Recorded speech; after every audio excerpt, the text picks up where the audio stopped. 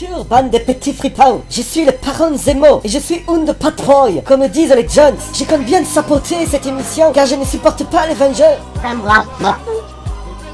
Suffit, Vilgrodin. Une fois de plus, je suis intervenu à temps. Allez, envoyez le bousin.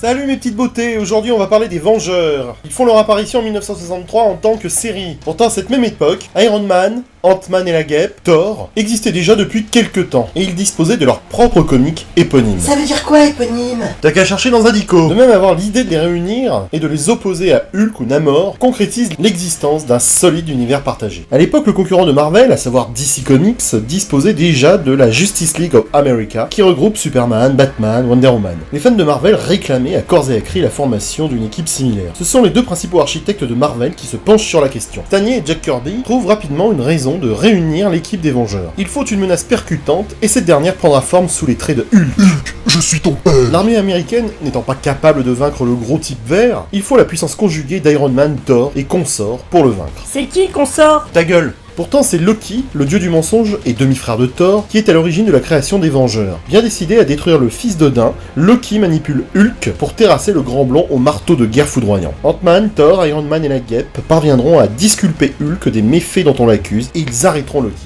À l'issue de la bataille, l'homme-fourmi propose aux super-héros de se regrouper, accueillant même Hulk dans l'équipe. Dans le numéro 4 de mars 1964, les Vengeurs découvrent le corps inanimé de Captain America pris dans la glace depuis plusieurs décennies. Une fois décongelé, le pauvre Captain devient rapidement le leader du groupe. Le groupe devient alors une équipe de ouf. Au fil des numéros, des personnages arrivent tandis que d'autres partent. Vous savez ce que c'est, hein, ça va, ça vient. Peu de personnages de Marvel des années 60 n'auront pas fait un petit stage au cœur de l'équipe. Les fans accrochent rapidement, et cette série ne s'est jamais arrêtée, passant même en tête des ventes chez Marvel, devant les X-Men. Au début, les Vengeurs sont opposés aux ennemis de chacun des membres. Le Mandarin pour Iron Man, le Baron Zemo pour le Captain America, Magneto pour la Sorcière Rouge, Ultron pour Ant-Man. Puis ce sont des créatures surpuissantes et des personnages à dimension cosmique qui viennent se friter aux Vengeurs. Le Collectionneur, le Grand Maître, Kang, le Maître du Temps, la Légion Mortelle, sans oublier Thanos. Les Vengeurs vont donner naissance à d'autres séries, les Vengeurs de la Côte Ouest, les Vengeurs des Grands Lacs, les Annexed, les Jeunes Vengeurs. Il y a même eu une émission télé-réalité avec eux. Extrait. The Voice of the Actor of the Star dans un loft. 7 stars du cinéma, enfermés dans un loft comme des glands, doivent cohabiter sans biter afin de chanter des chansons populaires de la French Dome. Tout un programme. Quel jour sommes-nous aujourd'hui, les amis? Mardi 23 octobre. Arrête de faire semblant de lire ton livre. Et c'est le jour de la petite chanson. La petite chanson. Bon bah alors c'est parti pour la chanson de merde. Pour un flirt avec toi, je ferai des choses que je devrais pas. Pour un flirt avec toi, tout nu je me suis assis sur ton cactus qui traîne là. Pour un flirt avec toi. Ouh, mon petit trou m'a piqué beaucoup à cause de toi. Putain, c'est vraiment de la merde. Ah bah c'est sûr que c'est pas du Goldman, hein. C'est du The Voice, de la Starac, quoi. Et c'est pas du Goldman, c'est sûr. Ah bah c'est sûr que ça va rien apporter au patrimoine européen, c'est sûr ça. Ouais, c'est de la daube, c'est de la French Dome, exactement. D'un autre côté, il vaut mieux écouter ça que d'être sourde. Ça veut rien dire ta phrase. Bah pour moi, si, c'est clair, mais je m'en fous que vous ne la compreniez pas, ta... Ouais, l'autre, comment elle prend la tête. Waouh. Ah ok, la grande Putain. classe, la super grande classe. Alors aujourd'hui, qui est-ce qui va sortir du château? Tapez 1 pour Nolwenn la reine ou tapez 2 pour Georges-Alain Orfeo. Envoyez vos SMS au 8200, au 8200, au 8200.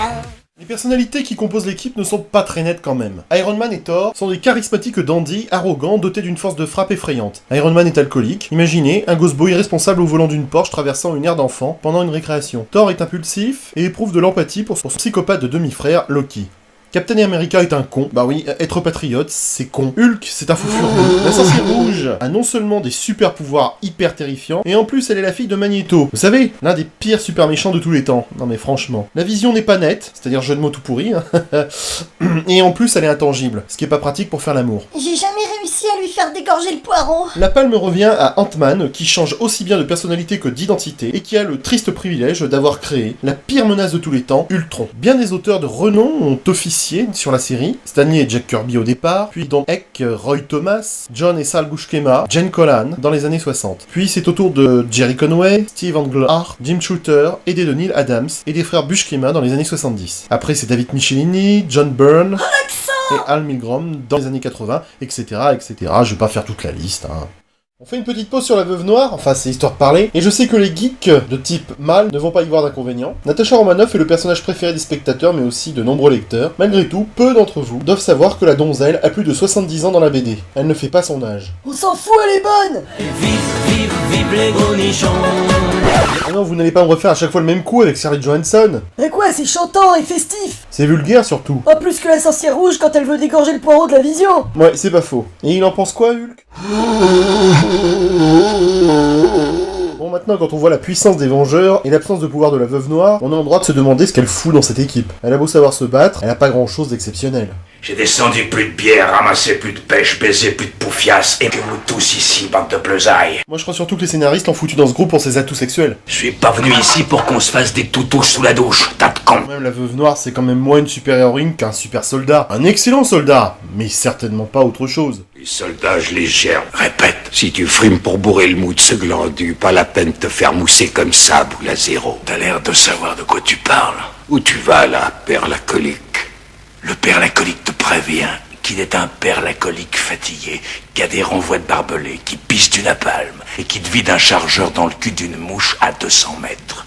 Alors arrête de me peler le jonc, sinon on va y avoir explication des gravures. L'arrivée des Vengeurs sur le grand écran a confirmé la position dominante sur les X-Men. Le concept est balèze puisqu'il a fallu réunir la plupart des acteurs incarnant les personnages dans leurs films individuels au sein de cette super production. Robert Downey Jr., Iron Man, Scarlett Johansson, la Veuve Noire, Chris Evans, Captain America, Chris Hemsworth pour Thor, tous ces acteurs se retrouvent sous la houlette de Joss Whedon en 2012 pour passer un bon moment de cinéma à grand spectacle. Il y aura un deuxième volet de The Avengers, l'ère d'Ultron en 2015, et nous le savons, et pas seulement de Marseille, qu'il y aura 2 nouveaux épisodes en 2018 et 2019, The Avengers, The Infinity War. Il veut se frotter contre Thanos. Ah ouais, contre Thanos.